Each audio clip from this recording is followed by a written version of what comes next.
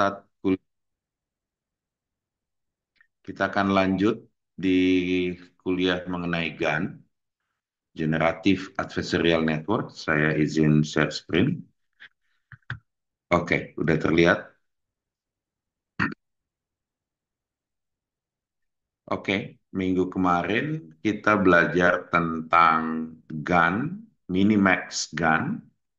Ada dua neural network melakukan minimax atau zero sum game. Yang satu lebih pinter, yang satu lebih confused. Dia bisa mengenerate new data, ya. Banyak sekali GAN di luar sana, model yang bisa diimplement. Ada NS GAN, MM GAN, Wasserstein GAN dengan gradient penalty, least square GAN, Dragan, dan lain-lain. Kayaknya semua huruf abjad udah selesai sama GAN. Di banyak sekali varian dari GAN, kalian tidak perlu memorizing. Kalian bisa depend ke AI untuk implement GAN yang arsitektur GAN yang terbaik untuk case yang kalian kerjakan. Oke, saya akan bahas hari ini problem dengan training GAN dan apa aja teknik-teknik improvement untuk membuat pelatihan GAN ini lebih baik, ya. Jadi bagaimana kita nge-train GAN dengan lebih baik. Setelah itu kita akan lihat bagaimana men-generate image pakai deep convolutional GAN. Dan conditional GAN, bagaimana kita mengenerate image sesuai kondisi yang kita inginkan, misalnya generate foto kucing atau anjing dan lain-lain sebagainya berdasarkan kondisi. Oke, problem utama dalam pelatihan GAN di awal-awal penemuan GAN ini oleh Ian Goodfellow, itu dia udah sadar bahwa pelatihan GAN ini sering tidak convergence. Ya, secara teori kita pengen mencapai NAS equilibrium, tapi sebenarnya GAN ini masih stochastic gradient descent. Artinya mencari nilai minimum dari cost function yang kita define sebagai objektif minimax. Ya. Jadi banyak sekali terjadi pada saat-saat awal GAN-nya tidak converge. Waktu di training nggak selesai-selesai. Ya. Uh, dan problem ini banyak yang coba try untuk solve. Ada beberapa hasil yang saya pengen share di kuliah ini, kayak feature matching, mini batch discrimination, historical averaging, dan lain-lain sebagainya. Kalian perlu understand ini supaya pada saat ketemu code GAN yang tidak stable, kalian coba bisa implement features teknik-teknik yang ada di bagian ini. Features matching ini biasanya mengadres instability GAN dengan bikin suatu objektif yang baru sehingga generatornya itu tidak overtraining dari discriminatornya. Supaya waktu dia balapan di zero sum game itu tidak overtraining atau dia bisa selaras ya antara generator sama discriminator. Oke? Ada papernya, kalian butuh lihat papernya masing-masing teknik ini, misalnya features matching in GAN, supaya kalian bisa implement. Sekarang kalau kalian code pakai AI, features teknik-teknik ini lebih mudah untuk diimplementasi. Upload aja papernya, suruh dia adaptasi ke code yang kalian bikin. Selanjutnya mini batch discrimination, ini juga ada papernya. Jadi biasanya GAN itu collapse di saat parameter settingnya salah, ya. Dan dengan diskriminasi mini batch ini kita bisa bikin diskriminatornya itu kayak melihat beberapa example sebelumnya dan dia jadi kayak bikin mini batch kayak di gambar ini. Historical averaging ini juga teknik yang sering dipakai, ya. Jadi dia buat supaya cost function-nya itu menginclude historical averaging dari parameter-parameter sebelumnya, di waktu sebelumnya. One-sided label smoothing juga banyak dipakai. Ini ada papernya juga dari CGD. Mostly orang-orang yang bekerja di GAN saat waktu tahun 2014-15 kayak Segedi, Ian Goodfellow itu sekarang udah di top-top AI company. Mereka yang define sebenarnya generative model ya. Dan yang terakhir virtual batch normalization. Oke, nggak perlu kalian hafalin teknik-teknik ini, kalian bisa selalu minta ke ChatGPT atau ke Claude atau ke Grok apa aja teknik-teknik untuk menstabilisasikan pelatihan GAN. Dan kalau kalian tertarik untuk implement, AI saat ini juga udah bisa mengimplement code-code tersebut, teknik-teknik tersebut. Oke, next kita belajar bagaimana mengenerate image. Paper pertama itu DC GAN itu diintroduce oleh Alec Radford, sekarang di OpenAI. Dia bilang, harusnya jangan pakai multilayer perceptron, tapi untuk image kita pakai convolution neural network. Tapi ada PR di sini, karena input awal dari generator itu adalah noise, low dimension noise, misalnya Gaussian noise. Bagaimana dia bisa generate image yang high dimension? So approach-nya adalah pakai convolution neural network yang bentuknya kebalik ya. Nah, jadi bentuknya kayak deconvolution. Jadi dari noise yang sebelah kiri itu convolutionnya membesar. Oke. Hasilnya dia show bahwa dia bisa generate MNIST dataset. Kalian bisa coba, nanti kita bisa coba praktikumnya, bikin DC GAN pakai MNIST dataset untuk dia generate MNIST. Ya. Dia juga dites pakai Elsan Bedroom Dataset, ini di-generate oleh, dan ternyata menariknya di papernya di Sigan, dia bilang kita bisa lakukan vektor aritmetik. Misalnya smiling woman, dikurangin neutral woman, ditambahin neutral man, menjadi smiling man. Jadi dianggap bahwa image itu adalah vektor, dan vektor itu bisa dioperate dengan GAN. Ya, so dia bisa bikin smiling man dengan dataset dari smiling woman, neutral woman, dan neutral man. Atau misalnya man with glass, man without glass, plus woman without glass, dia bisa bikin woman with glass. Kalau kalian udah pakai ChatGPT DALL-E atau pakai ImageNet untuk generate image saat ini, kemampuan-kemampuan vektor aritmetik dari generatif model untuk image saat ini udah benar-benar canggih ya. Bahkan Google baru announce di Google Developer Conference, dia udah bisa bikin video dari prompt ya, dan hasilnya sangat-sangat realistik. Oke, so next bagaimana untuk conditional GAN? Conditional GAN, misalnya saya pengen generate MNIST tapi cuma angka satu, ya, atau saya pengen generate MNIST untuk angka 0. Caranya adalah diintroduce oleh, sebenarnya ada papernya ini ya, dari Mehdi Mirza, dari Yahoo dan dari Montreal. Jadi dia bilang waktu di training GAN, objektifnya masih pakai objektif GAN, tapi ikutkan juga labelnya. Sehingga nanti pada saat kita generate, saya minta random number Z plus label yang saya mau, sehingga dia generate sesuai dengan kondisi tersebut. Dengan conditional GAN, kita bisa generate hanya angka satu, angka dua, atau hanya foto anjing, atau uh, dan lain-lain berdasarkan kondisi yang kita inginkan. Oke, okay? Next. Ini hasilnya misalnya untuk emotional condition. Dengan data yang ada dari face foto, saya bisa bikin image-nya senyum atau punya emosi-emosi tertentu, ya. Dan ini sekarang udah banyak dipakai di DALL-E dan lain-lain. Kalian bisa bilang smiling man, generate image-nya.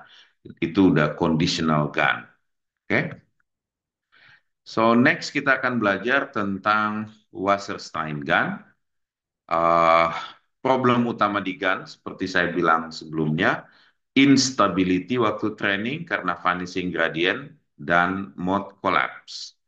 Vanishing gradient itu terjadi di saat waktu di train gradiennya goes to zero, nggak akan naik-naik lagi, habis gradiennya vanish. Mode collapse itu terjadi di saat gunnya itu mengenerate the same result terus. Kayak dia nggak punya dia nggak diverse outputnya ya. Jadi nggak kita pengennya gun itu diverse outputnya. Misalnya dia generate bukan angka satu terus gitu ya, tapi dia mengenerate dengan kreativitasnya, mengenerate lebih banyak new data. Kalau mode collapse ya dia generate itu aja. Oke? Ternyata dua problem ini bisa solve kalau kita perhatikan objective function dari GAN itu sebelumnya menggunakan teori probability. Oke? So, di teori probability itu bilang gini, kalau saya punya foto anjing, kita bilang ada probability P yang mengenerate foto anjing tersebut. Kalau saya punya foto ikan, ada probability Q yang mengenerate foto ikan tersebut. Saya nggak tahu P, saya nggak tahu Q, saya nggak bisa bikin rumusnya, tapi pasti ada. Karena kalau nggak, foto-foto anjing itu tidak konsisten. Jadi pasti ada keteraturan probability distribution P dan Q yang mengenerate anjing dan ikan. Nah, selama ini kalau kita lihat definisi objective function dari GAN, atau sering disebut divergence definition dari GAN, itu selalu ada di sisi sebelah kanan, ya, P dibagi Q secara matematik. Ternyata kita nggak perlu P dibagi Q. Ternyata secara matematik kita bisa define divergensi GAN itu P dikurang Q. Bisa jadi komputasinya lebih murah, ya. So banyak yang lakukan penelitian teoritis ini dan mereka lihat bahwa ternyata opsinya di sebelah kanan itu disebut F divergence. Di situ ada Hellinger, Kullback-Leibler divergence, Pearson-Chi, tapi juga ada yang sebelah kiri, datang dari integral probability matrix. Ternyata di situ ada definisi loss function yang saat ini menghasilkan GAN yang lebih stabil, namanya Wasserstein GAN. Oke? So, untuk latihan nanti dengan teaching assistant, kalian bisa coba-coba generate MNIST yang jauh lebih simple ya. Kalau Celeb A dan ImageNet itu terlalu berat untuk di collab, ya. Jadi kalian coba generate data MNIST, praktek untuk bikin conditional GAN dengan MNIST dataset menggunakan DC GAN arsitektur. Oke? Oke, saya lanjutkan ke materi Wasserstein GAN. Nanti uh, setelah itu baru kalian bisa praktikum ya. Mungkin 30 menit praktikum cukup. So, non-problem di GAN nggak stabil. Ini tadi kita udah bahas ya. Bisa terjadi mode collapse, kayak gini mode collapse. Waktu dia generate data yang itu aja. Ya. Dan bisa terjadi vanishing gradient di saat di training itu dia flat aja terus tuh discriminator sama generator loss-nya. Oke? Okay? So, problem ini banyak yang handle waktu itu di tahun-tahun 2018, 19 sampai 20 ini problem yang berat ya untuk di-solve karena waktu itu juga GPU masih sangat langka.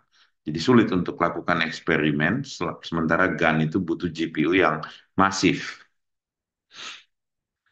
So, salah satu teknik yang sering dipakai adalah ubah objective function-nya dari P dibagi Q menjadi P dikurang Q menggunakan Wasserstein distance.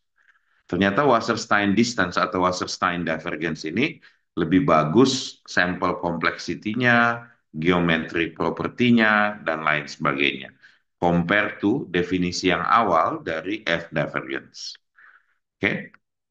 So, F divergence ini datang dari teori probability, sementara Wasserstein datang dari teori optimal transport di mathematics.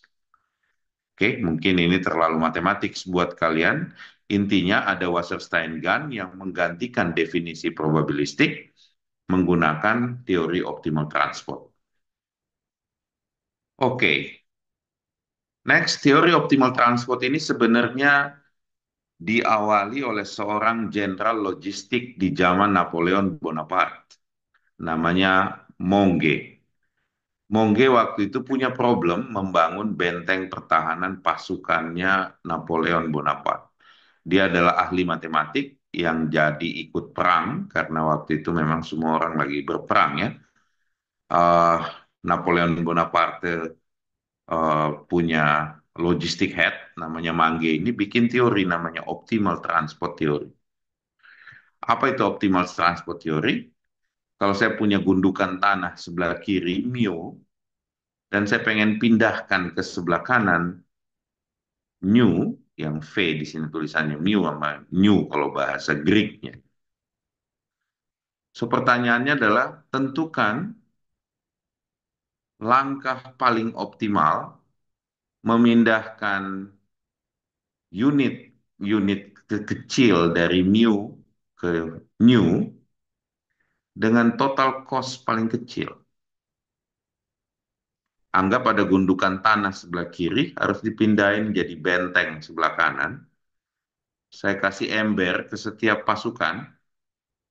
Oke, bagaimana pasukan itu mengangkat ember-ember berisi tanah dari new ke new dengan total cost yang paling kecil sehingga dia nggak usah bayar terlalu banyak makanan buat pasukannya untuk bikin benteng. Ini problem matematik yang tahun 1800-an orang udah pikirin. Oke, Monge bikin satu teori namanya optimal transport theory. Dia define problemnya sebagai fine coupling yang minimizing total cost moving elemen mu ke V dengan unit cost C. Oke, dia define satu optimal transport distance tahun 1942 baru diperbaiki oleh Kantorowicz. Ini salah satu Nobel Prize di ekonomi. Dan dia bikin definisi matematiknya seperti ini. Sebagai joint probability distribution, dia nyari optimal Wasserstein distance. Oke, okay? Dengan ini dia bikin formulasinya. Sekarang banyak library untuk bikin Wasserstein distance. Oke, okay? Tapi intinya kalau diterapin ke GAN, anggap dari latent space itu ada generator network J theta, ya, dan anggap dari dataset itu ada suatu probability distribution mu. Oke, okay? So loss function untuk GAN kita bisa define sebagai uh, L di sini mu terhadap V, ya, empirical measure. Dan loss function ini ternyata bisa didefine menggunakan teorinya Monge, uh, Wasserstein distance. Oke, okay? Nanti dikasih Lipschitz constraint, akhirnya lahirlah model yang disebut Wasserstein gun. Oke, okay? Loss functionnya itu cuma pengurangan aja. Ini agak sedikit matematik karena memang AI itu adalah mathematical. Kalian skip matematiknya, kalian agak susah memahami AI. Oke, jadi dengan teori optimal transport, Wasserstein gun itu bilang bahwa anggap ada probability PR dan P theta, maka divergensinya dia define sebagai supreme dari expectation value X dari PR dan expectation value X dari P theta. Oke, lihat di situ itu cuma dikurangin. Implikasinya dari GAN yang tadinya kita pakai loss function, pakai logaritmik seperti ini, itu cuma ternyata cuma perlu dikurangin aja di Wasserstein GAN. Coba kalian lihat bandingkan nggak dua gambar ini ya. Berubah loss functionnya, yang tadinya di situ satu bagi M sigma log D dan lain-lain. Di Wasserstein GAN itu satu bagi M sigma FW. Oke, FW-nya itu fungsi discriminator atau di sini dia sebut fungsi kritik, tapi sebenarnya itu discriminator. Oke, dikurangin F kalau datang dari generator. Sesimpel itu. Oke, dan ternyata lebih stable, tidak ada masalah vanishing gradient. Arjovsky et al. Introduce paper ini, namanya Martin Arjovsky ya. Ini orang-orang open AI semua ya, orang-orang pinter semua. Intinya algoritmanya jadi sangat simple di Wasserstein GAN. Oke, advantage-nya dia lebih baik, apalagi dikombin dengan arsitektur DC gun, DenseNet, PresNet yang kalian pelajarin untuk generatornya bisa pakai DenseNet, PresNet. Ditambahin aspek regularisasi, maka stabil gun. Ya, Uh, ini tahun 2017 di Top Conference, Guljarani, Martin Arjovki introduce bagaimana seandainya gunnya saya tambahin gradient penalty, penalty di belakangnya, ternyata lebih stabil lagi. Ya. Oke, Wasserstein gun eksperimen di sini kalian bisa lihat. Terus ada spectral normalization gun, ini tim dari Jepang, Private Network National Institute of Informatics di Jepang. Ini juga salah satu model Wasserstein yang pakai spectral normalization. Ini juga banyak dipakai. Hasilnya bagus. Oke, ini cuma jadi kayak paper review. Nanti kalian bisa tanya ke ChatGPT, Wasserstein Gun arsitektur dan teknik yang terbaru apa, kalian bisa implement. Oke, saya akan kasih contoh. Kita akan implement Wasserstein Gun untuk MNIST. Nanti setelah ini kalian bisa lanjutin dengan teaching assistant. Okay, so implement MNIST data generation using GAN Wasserstein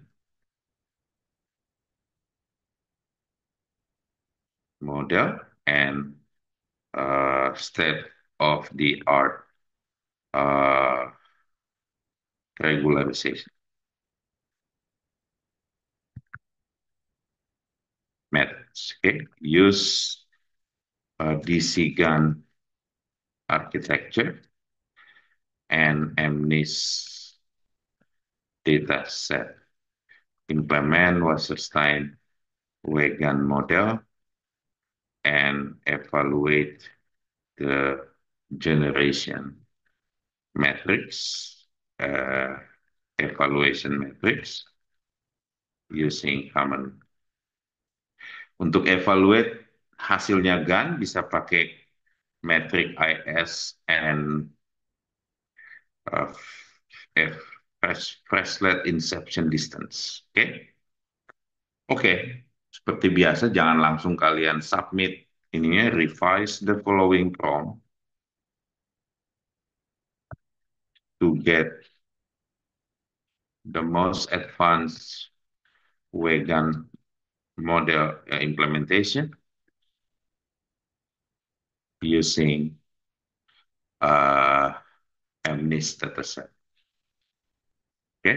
Jadi dari draft saya yang masih shallow, saya minta ke Cloud 4, minta dia bikinin saya prompt yang lebih komprehensif. Lihat, agak jauh sekali kalian punya prompt dengan apa yang dia kasih.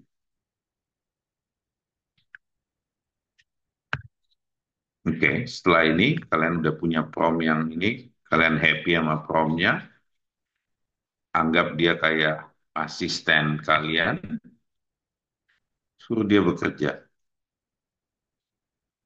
Oke, and next kalian bisa punya another opinion from another expert namanya Grok, ya. Kalian bisa publish prompt yang sama, kalian lihat bagaimana dia bekerja nantinya. Oke, di sini dia pakai spectral norm. Siapa yang introduce spectral norm? Tadi ada di materi ya. Oke, dia pakai PyTorch, dia bikin arsitekturnya, config-nya, dia pakai spectral normalization, dia pakai attention. Oke, sayangnya mungkin kalian belum belajar attention, atau mungkin sudah sebelumnya ya di Transformer. Dia pakai critic network, ini sering jadi istilah lain dari discriminator untuk Wasserstein-Gunn.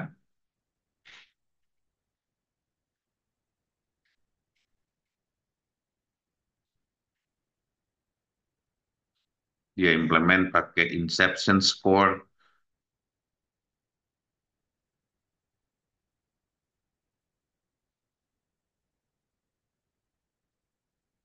Oke, Dia implement Wagon GP, ingat ini gradient penalty. Kan kita lihat dari Mr. Grok, mostly similar code harusnya. Ya, tapi kalian bisa bandingkan. Silakan dijalankan promnya, pelatihan untuk bisa prompt engineering dengan understanding yang baik di matematik. Sehingga code-nya kalau kalian dapat, kalian bisa make it works. Ya, kalian ada di zaman di mana AI menghafal, menulis code lebih cepat, tapi tetap objektifnya datang dari kalian. Kalau kalian nggak paham, kalian nggak akan bisa kasih objektif ke AI-nya untuk generate code yang kalian mau. Oke, so sampai sekian kuliahnya dari GAN. Silakan dilanjutkan untuk praktek generate MNIST, bikin your first GAN, make it run di collab ya. Minggu depan kita akan bahas model generation line untuk image yang disebut uh, stable diffusion. Oke, ini yang banyak dipakai di AI seperti ImageNet, di AI tool saat ini yang mengenerate realistic image.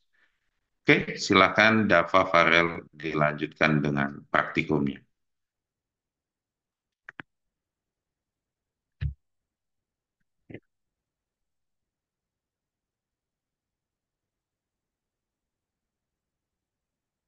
Masih ke mute kayaknya Dava.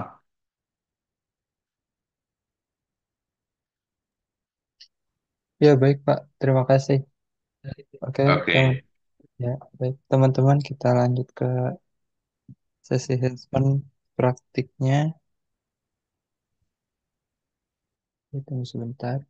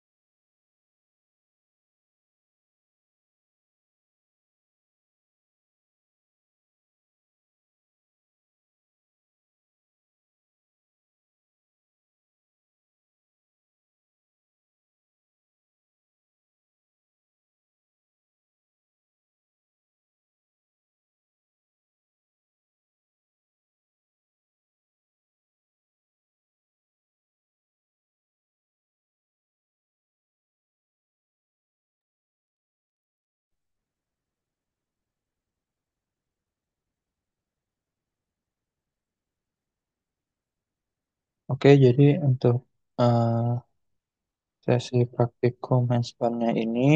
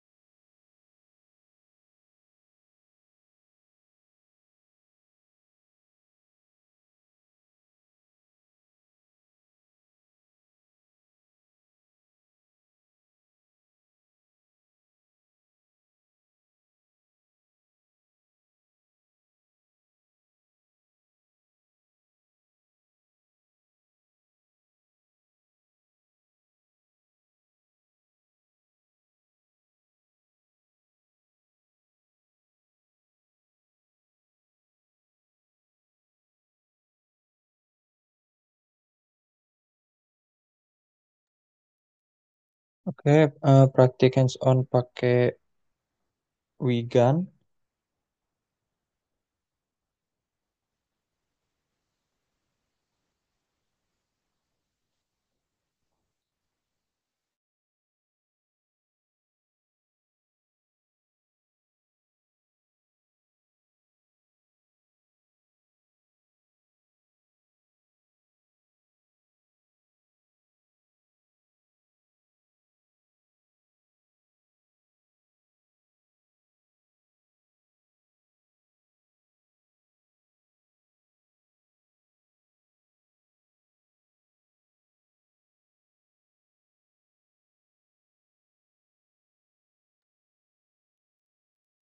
Atau kepanjangannya itu Wasserstein Gun dengan gradient penalty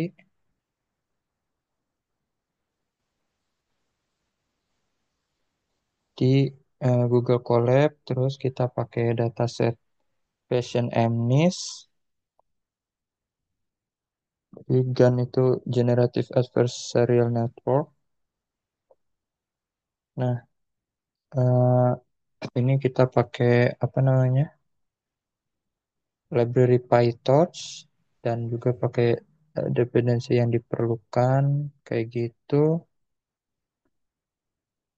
Nah, pertama-tama kita eh, persiapan lingkungannya. Jadi kita di awal install PyTorch, Starvision, sama Matplotlib di awal supaya apa namanya, semua komponen dasar dari neural network, loader dataset hingga plotting itu tersedia di Colab.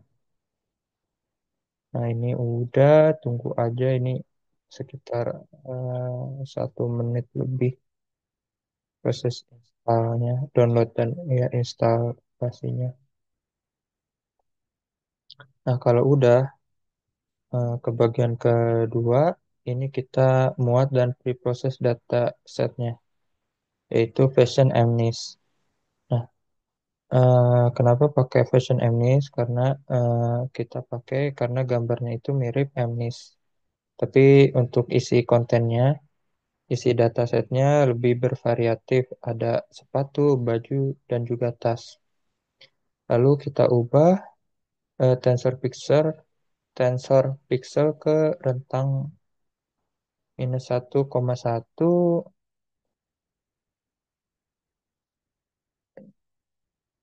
agar apa namanya cocok dengan aktivasi tanhanya di generator. Lalu dibungkus pakai data loader batch size 64 supaya trainingnya itu bisa berjalan lancar dan juga bisa paralel. Ini nanti ketika di running nanti akan eh, proses ngeload datasetnya kayak gini. Lalu untuk bagian ketiga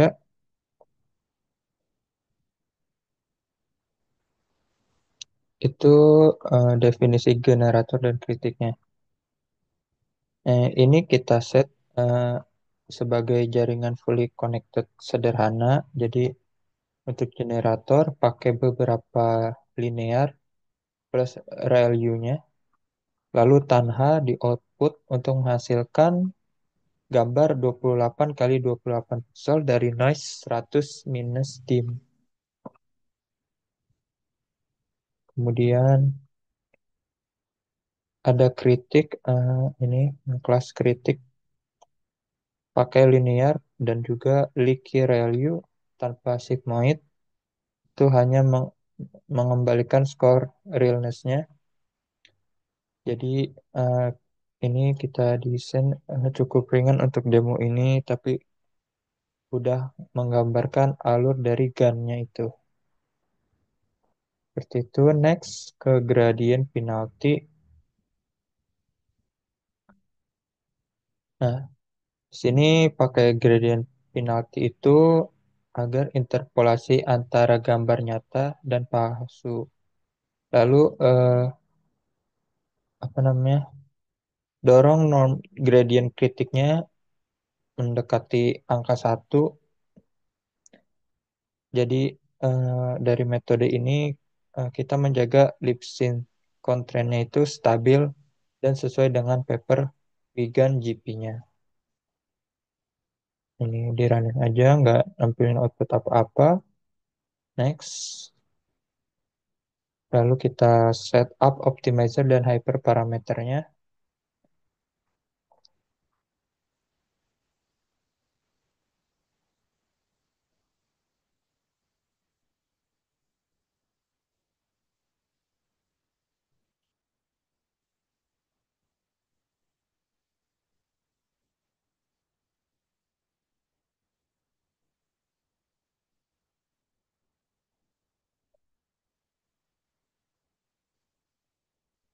Nah, untuk set up optimizer sama hyperparameter ini kita pakai Adam dengan beta satunya 0,5, lalu beta 2-nya 0,9. eh, Lalu untuk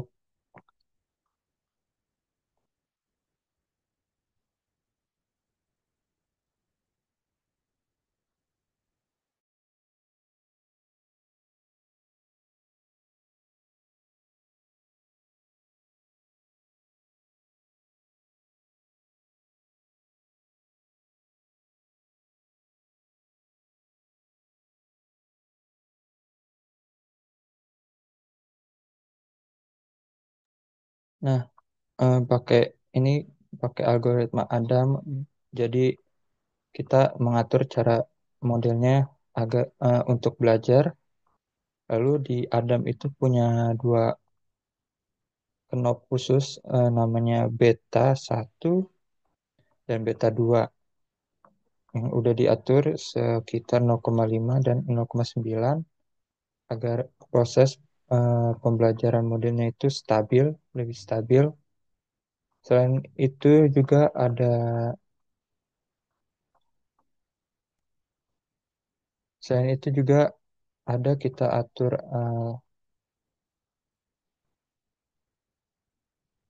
kritiknya, yaitu kalau kritik itu tugasnya menilai gambarnya yang diperbarui selama 5 kali.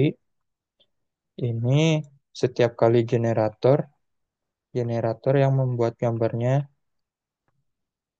untuk generatornya itu diperbarui sekali.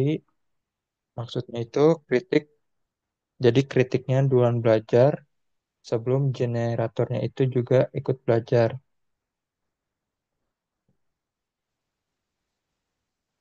Terakhir ada parameter lambda GP yang di set sekitar 10, itu fungsinya memberi penalti pada gradient kritik agar tetap terkontrol dan tidak apa namanya melenceng gitu pembelajarannya. Lalu eh, dari yang udah dibuat semuanya ini agar pelatihan GAN-nya itu berjalan lebih stabil dan hasil gambarnya juga makin bagus. Next, di bagian ke-6 ini, loop training with GAN GP. Jadi di setiap batch-nya kita jalankan dua langkah penting. Yang pertama itu update kritik sebanyak N kritik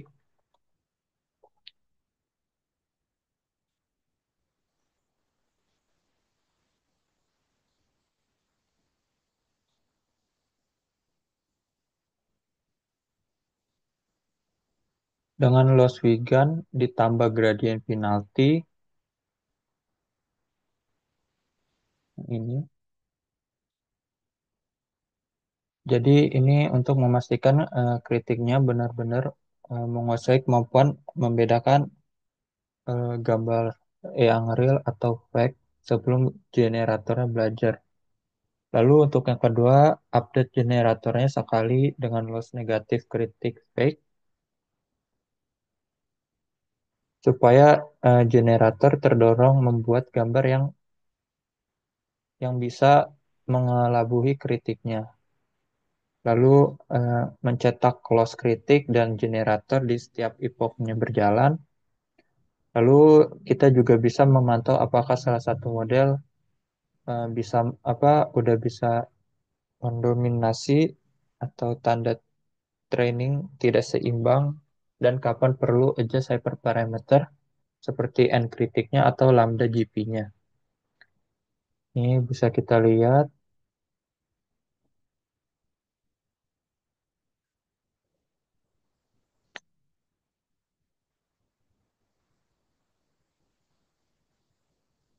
hasil outputnya. Jadi ada kritik loss,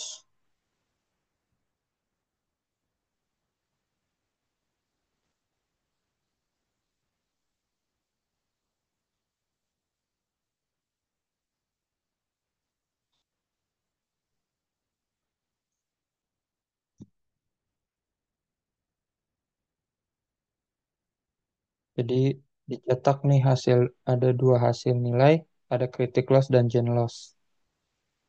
Itu kalau kritik tadi itu tugasnya membedakan mana gambar asli dan mana yang palsu, sedangkan generator loss itu untuk tugasnya mengelabui kritiknya. Jadi kritik loss itu biasanya hasilnya negatif. Nilai ini semakin negatif kalau kritik berhasil membedakan fake dan real dengan jelas. Nah, di epoch 1 sampai 3 loss kritik sangat negatif, -5 sampai -6. Yang artinya itu kritik langsung belajar cepat membedakan gambarnya tadi. Setelah beberapa epoch berjalan, nilai loss-nya naik mendekati angka -1 sampai -3 yang menandakan kritiknya mulai seimbang dan tidak terlalu overpower. Nah, untuk yang gen loss, ini gen loss itu hasilnya bisa negatif atau positif. Jadi ketika generatornya eh, berhasil ngeco kritiknya, loss gain akan semakin negatif. Nah, bisa dilihat gen loss naik turun, kadang positif, kadang negatif. Kalau positif itu generatornya kurang berhasil ngelabuinya, atau kalau kadang atau hasilnya negatif, sangat negatif. Kalau sangat negatif, misal di angka -6 itu berarti generator berhasil menipu kritiknya. Jadi eh, itu wajar ya kalau dilihat dari hasilnya karena keduanya itu saling kayak adu strategi gitulah sampai akhirnya nih nilainya itu bisa seimbang. Jadi intinya itu kedua eh, kita ingin keduanya tidak terlalu ekstrim untuk hasilnya. Jadi kritiknya tidak terus-menerus menang telak. Jadi loss-nya terlalu negatif. Lalu kalau generatornya secara konsisten menurunkan loss-nya. Jadi mencegah kritiknya terlalu mendominasi seperti itu. Nah, kita lanjut ke tahap terakhir, yaitu visualisasi setelah training. Nah, di sini kita bisa langsung visualisasiin aja. Ini jadi untuk hasilnya. Jadi dari gambarnya ini pada epoch 20 grid 16 gambar yang dihasilkan generator sudah apa namanya mulai menunjukkan bentuk dasar objek dari fashion Mnis. Ada sepatu, baju, dan juga tas. Ya. Nah, meskipun bisa kita lihat masih banyak noise dan garis-garis kasar, bisa lihat siluet tanda generatornya setelah belajar pola pixel untuk setiap kategorinya. Jadi dari gambar ini masih ada siluet yang jelas. Jadi misal kontur data dasar sepatunya dan pakaiannya juga udah mulai terlihat, bukan hanya eh, bentuk titik-titik acak gitu. Terus masih ada juga noise. Jadi ada pixel random yang menandakan itu kita perlu lebih banyak epoch lagi, dinaikin lagi epochnya. Atau buat arsitektur lagi yang lebih rumit, misalnya convergan untuk ngalusin gambarnya ini. Dan juga bisa juga apa namanya variasi ada juga variasi objek eh, model dari model ini tidak ngasilin satu jenis gambar terus menerus. Jadi apa apa jadi tuh artinya model belum terjadi ke model collapse.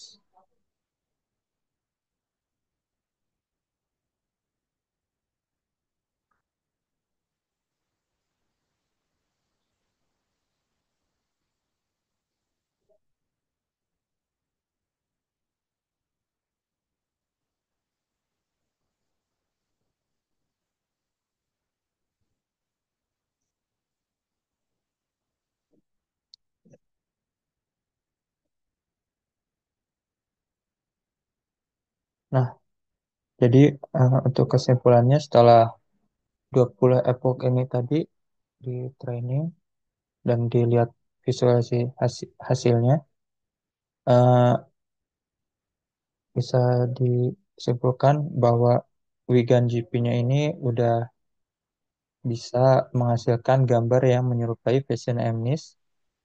Pola dasar dan variasi objek udah muncul, tapi masih ada yang harus diimprove, yaitu noise dan detail kasar yang menandakan adanya perlu ya peningkatan atau improve yang lebih lanjut.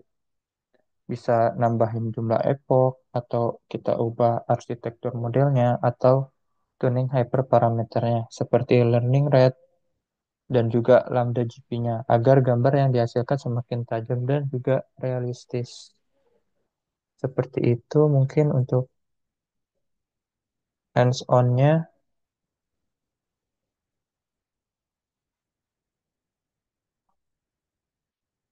Mungkin ada yang mau ditanyain atau ada tambahan dari Bang Farel. Hanya cukup dah. Mungkin ya tugas aja itu em, berapa materi setelah transformer tuh datasetnya berat-berat untuk training. Jadi kalian daripada ngabisin waktu di situ mending selesaiin materi di bukunya hands on machine learning sama deep learning itu lebih lengkap sih. Jadi kalian bikin repo baru terus kasih aja judulnya sama yang itu judul buku terus kelarin satu sampai selesai itu bisa jadi eh, portofolio sih lumayan buat daftar intern atau untuk kemarin ada yang nyobain daftar tuh di Bosnet kalau nggak salah udah sampai fase terakhir ada nggak di sini orang Apa tuh? eh gua lupa namanya siapa Fikri atau siapa gitu lupa software developer intern. Lumayan di bosnya tuh besar untuk intern, 3 juta lumayan sih. Ya, lumayan itu segitu. Nah, Iya, heeh. Untuk intern lah ya. oh iya lumayan lah segitu. Kebanyakan under sejuta biasanya Iya, di tempat lah. setengah Dan tuh, 1,5 tuh. iya Lumayan segitu lumayan. mah. Heeh. 3 sampai 6 bulan. Habis itu ada kesempatan jadi full full time. Iya lumayan tuh.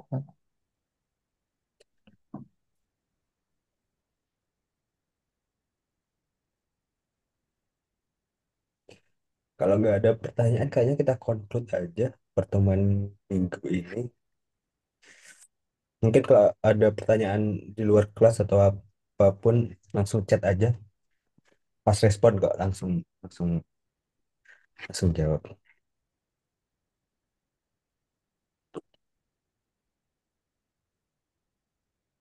Oke, kalau gitu nanti untuk record kelasnya bakal di-share di grup, link YouTube-nya itu nanti setelah videonya selesai di-upload. Ini untuk eh, link collab-nya yang tadi bisa kalian pelajari lagi, minta penjelasannya pakai ChatGPT atau Claude,